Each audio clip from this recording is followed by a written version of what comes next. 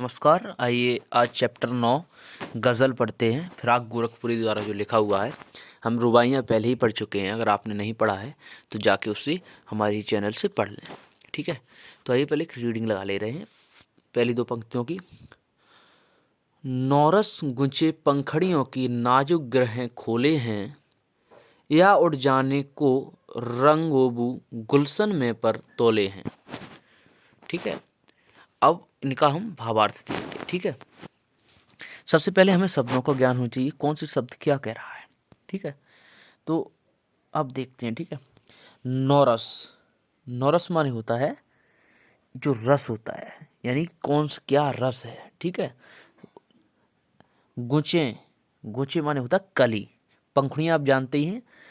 ये सबसे पहले आपको बता दें, जो ये दो पंक्तियां हैं शुरू की, ये दो पंक्तियां हैं, इसमें बसंत ऋतु के बारे में कवि ने बात बोली है। वो एक बाग में गए हैं और उसके अंदर वो अध्ययन कर रहे हैं, देख रहे हैं, ऑब्जर्व कर रहे हैं कि फूल किस प्रकार खुलता है, पहले उसकी कलियां कैसी गुथी हुई हैं, और अब बसंत के आने के बाद, वातावरण बदलने के बाद किस प्रकार वो फूल खिलता है, उसके इसमें बताया गया है। ठीक है, अब हम देखते हैं। नाजुक माने होता है आप जानते हैं कोमल। ग्रहें, ग्रहें माने होता है बंधन, जिसमें पंखुड़ियां बंधी होती हैं, वो सी ग्रहें। खोले हैं वो आप जानते ही हैं। ठीक है, और गुलशन माने होता है बाग। ठीक है, और तोले हैं, तोले हैं पर तोले हैं। ठीक है, यानी पंख फैलाए हुए हैं। इन इन जो है, मैंने ये मुख्य मुख्य जो होती क्या कहते हैं, जो है आपका मीनिंग था वो मैंने आपको बता दी। अब हम इसका भाव देखते हैं क्या बोल रहा है ये। देखिए, नौरस, नौरस गुचे पंखड़ियों की नाजुक ग्रहें खोले हैं, यानी कि जो रस से भरी हुई कलियां हैं, कलियां हैं, कुचे हैं, पंखड़ियों की नाजुक ग्रहें खोले हैं। नाजुक जो ग्रह माने गांठें हैं, जो बंधन है वो खोल रहा है। ग्रह जो बंधन है, ठीक है, जो बंधन है यानी कि जो कली जो पहले ऐसे ऐसे ऐसे करके गुथी हुई थी, अब वो कुछ इस प्रकार खुल रही है। ठीक है, उसके बारे में कवि ने यहाँ पर बताया है। ठीक है, अब यहाँ पर या उड़ जाने को रंगोबू गुलशन में पर तोले हैं। या उड़ जाने यानी कि उड़ जाने माने खुल जाने के लिए। ठीक है, खुल जाने के लिए और उड़ जाने के लिए, यानी कि रंग, रंग माने होता है रंग, और बू माने होता है खुशबू। जो फूल खिलने के बाद जो खुशबू निकलती है, उसका रंग और खुशबू खोल, मतलब आकाश में वातावरण में उड़ जाने के लिए बाग के अंदर पर तोले, यानी कि पर को, पंखों को, पंखुड़ियों को खोले हैं।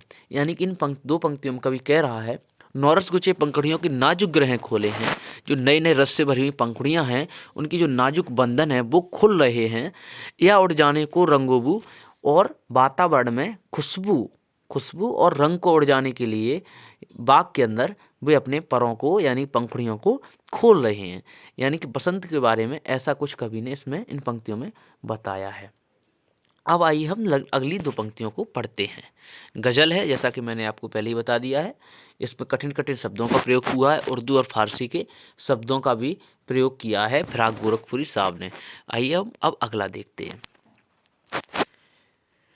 तारे आंखें झपकावे हैं, जर्रा जर्रा सोए हैं, तुम भी सुनो हो यारो, सब में सन्नाटे कुछ बोले हैं।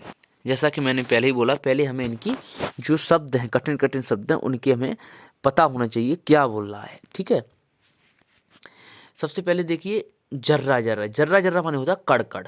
ठीक है, सोए हैं सोया हुआ है, तुम भी सुनो हो यारो, सब, सब माने होता है रात। सब माने यहाँ पर रात का प्रयोग किया गया, रात में बिल्कुल जब शांत होता है, सन्नाटे कुछ बोले हैं। आइए अब हम देखते हैं इन पंक्तियों में क्या कहा गया है। ठीक है, तो तारे आंखें झपकावे हैं, यानी कि कभी ऑब्जर्व कर रहा है, सुबह का वक्त है, जब सुबह जब मतलब सबसे ज़्यादा शांति होती है, लगभग 4 बजे का समय है। तो बोले तारे आंखें झपकाने, यानी कि तारे भी टिमटिमा रहे हैं। झपकावे माने आंखें बंद खोलना, बंद खोलना यानी टिमटिमाना। जर्रा जर्रा सोए हो, और इस समय जर्रा जर्रा कड़ कड़ सोया हुआ, पूरा वातावरण एकदम स्तब्ध है, शांत है। तुम भी सुनो हो यारो, यानी कि लोगों को संबोधित करते हुए कवि कह रहे हैं, सब में सन्नाटे कुछ बोले हैं। यानी कि इसमें भी सन्नाटा कुछ बोल रहा है। जो ये सन्नाटा है, कड़कड़ सोया है, ये भी कुछ आपसे कह रहा है। वो आपके ऊपर निर्भर है, आप क्या उसको सुन रहे हैं, क्या ऑब्जर्व कर रहे हैं। ठीक है, तो ये सिर्फ इसमें दोनों पंक्तियों में क्या बताया गया, सिर्फ इतना ही बताया, यानी कि तारे तारे जो हैं, अब सुबह का वक्त है, तारे भी टिमटिमा रहे हैं, कड़ भी सोए, कड़ भी सोए हुए हैं, इसीलिए हे यारो जो शांति है ये कुछ आपसे बोल रही है, उसे भी आपको ध्यान से सुनना चाहिए, इसका भी अपना एक दर्द है। आपको बता दें ये गज़ल प्रेम के ऊपर भी है। ठीक है, तो जर्रा जर्रा कड़कड़ हमने आपको बता दिया है। ठीक है, तारे आंखें झपकावे हैं, यानी कि तारे तारे आंखें झपका रहे हैं, इसमें क्या मानवीकरण अलंकार है। ठीक है, काव्य सौंदर्य भी आप देख लीजिए, इसमें मानवीकरण अलंकार है। सन्नाटे कुछ बोले हैं, यानी सन्नाटा कुछ बोल रहा है, इसमें भी मानवीकरण अलंकार है, प्लस विरोधाभास भी अलंकार है, क्योंकि सन्नाटा कोई बोलता नहीं है, इसलिए इसमें मानवीकरण अलंकार भी है और विरोधाभास अलंकार है, और प्लस इसमें गजल छंद है, ये आपको पता होना चाहिए, इसमें गजल छंद भी है, पिछले बारे में भी सेम था। अब आइए अगली 3 पंक्तियों को पढ़ते हैं, समय से पहले से हमें खत्म भी करना होगा। हम हो या किस्मत हो हमारी, दोनों को एक ही काम मिला, किस्मत हमको रो लेवे है, हम किस्मत को रोले हैं। ठीक है, तो बड़ा सरल है, जैसा कि पता ही चल रहा है इन दोनों को पंक्तियों को पढ़ने के बाद। आइए हम देखते हैं, हम हो या किस्मत हो हमारी, दोनों को एक ही काम मिला, कवि कह रहा है, कवि अपने बारे में बता रहे हैं कि या हम हो या हमारी किस्मत हो, दोनों को एक ही काम मिला है, किस्मत हमको रो लेवे है, किस्मत हमको रोती है, हम किस्मत को रोले हैं।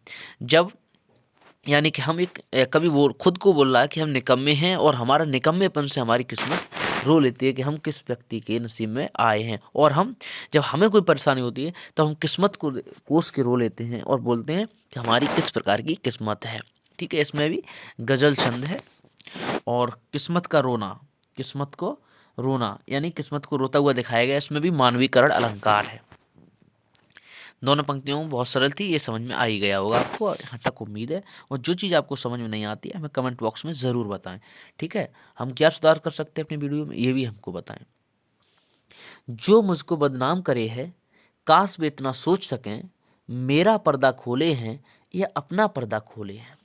कवि इसमें समाज के लोगों के बारे में बोल रहा है, उन लोगों के बारे में जो एक दूसरे की चुगली करते रहते हैं, तो उन्होंने लोगों को संकेत दिया कि आप परेशान नहीं हो। जिस प्रकार खुद को एग्जाम्पल देके उन्होंने बताया है कि जो जो मुझको बदनाम करे हैं, यानी कि जो लोग हमारी बुराई करते हैं, हमें बदनाम करते हैं, काश काश मतलब ऐसा हो सकता, काश माने होता काश ऐसा होता, वे इतना सोच सकें, वे लोग इतना सोच पाते, मेरा पर्दा खोले हैं, यानी कि मेरा पर्दा खोले हैं, मेरा पर्दा माने होता रहस्य, यानी कि मेरा रहस्य बताया है लोगों को, या अपना पर्दा खोले हैं, या अपना खुद का रहस्य लोगों को बता रहे हैं।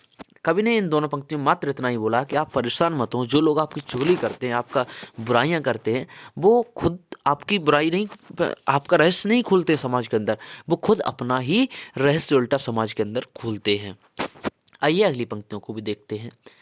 ये कीमत भी अदा करे हैं हम, बदरुस्ती होशो हवास, तेरा सौदा करने वाले दीवाना भी होले हैं। यहाँ पर कवि ने अपनी प्रेमिका को संबोधित करते हुए बोला है कि किस प्रकार जो है वो आपके जो प्रेम है उसका कीमत चुका रहा है। ठीक है, तो सबसे पहले हमें इसके शब्दों का अर्थ पता होना चाहिए।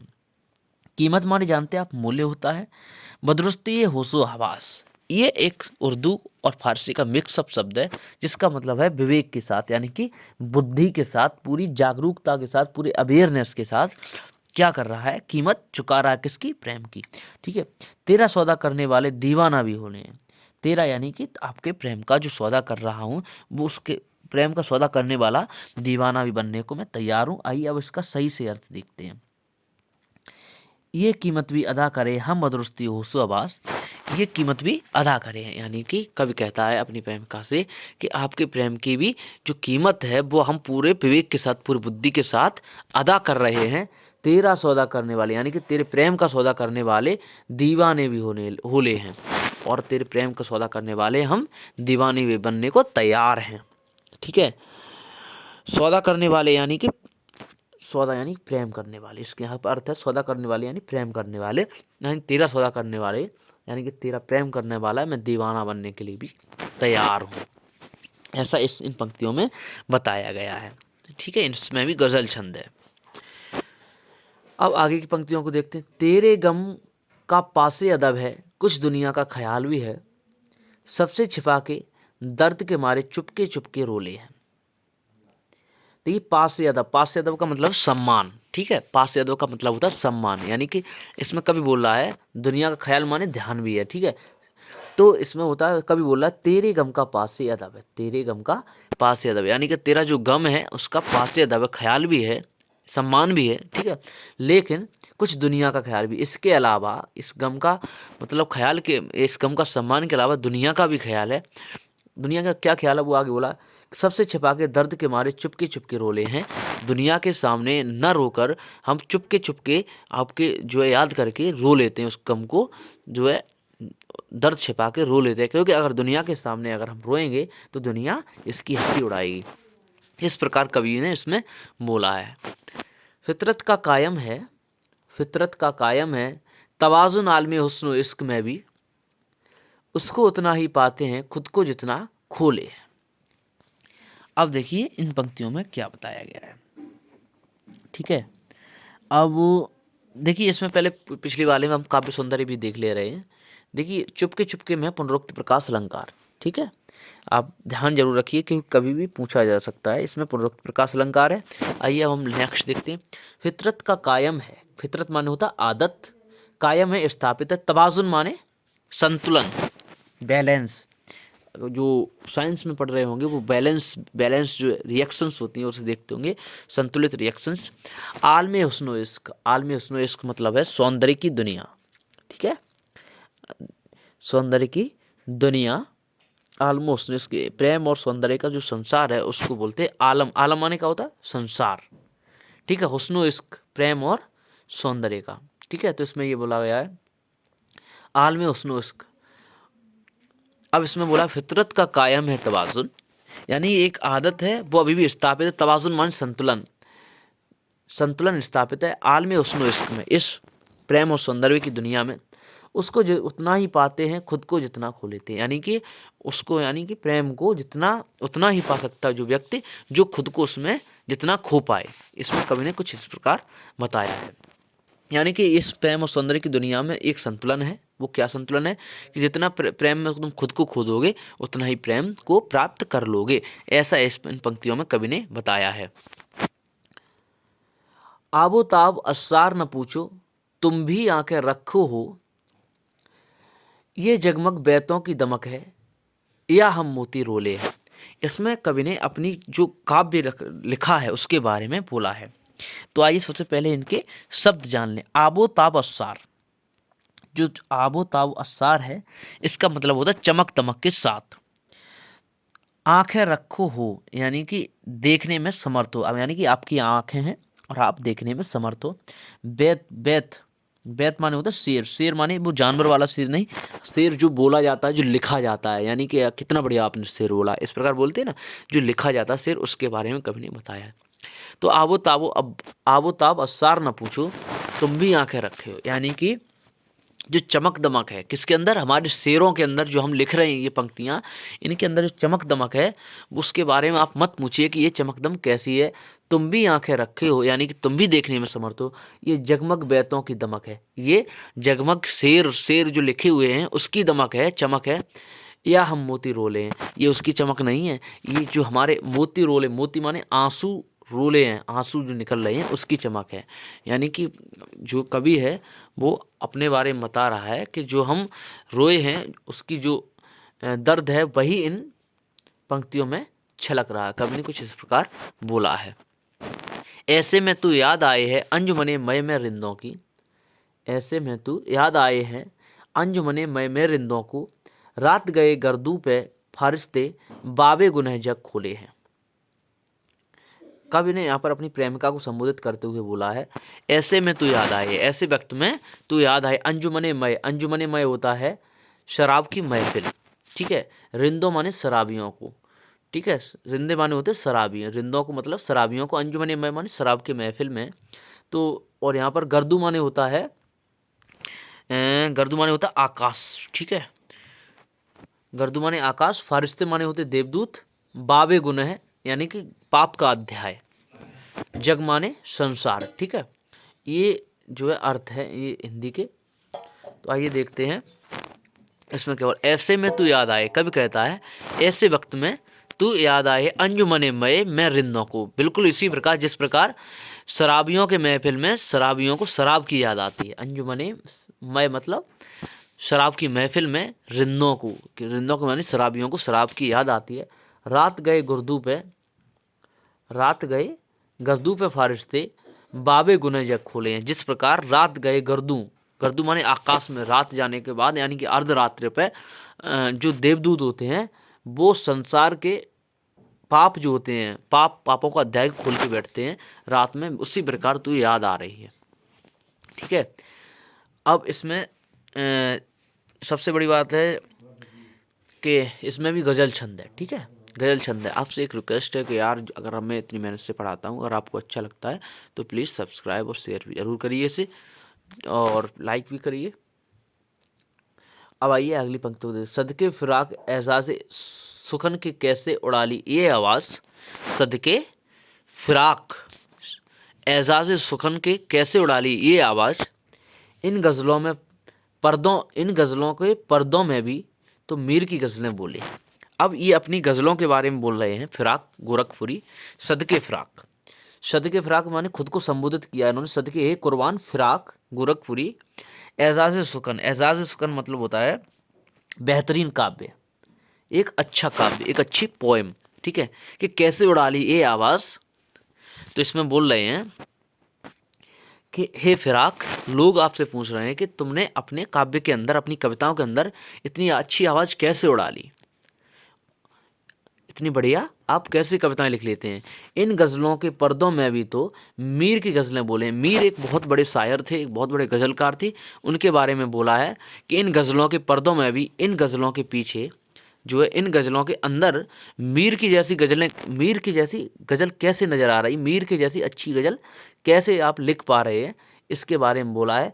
तो लोग पूछ रहे हैं, तो इसके पीछे कवि ने बोला है कि इसके पीछे विरह वेदना है, इसके पीछे पहले से ही दर्द छिपा है। तो कवि ने यही, इन दोनों पंक्तियों में यही बताया गया है। सदके फिराक एजाज़ सुकन के कैसे उड़ा ली ये आवाज़। तो इसमें कवि बोल रहे हैं कि सदके फिराक, हे कुर्बान फिराक एजाज़ सुकन, इतना अच्छे काव्य में, इतनी अच्छी पोएम में कैसे ये आवाज़ उड़ा ली आपने।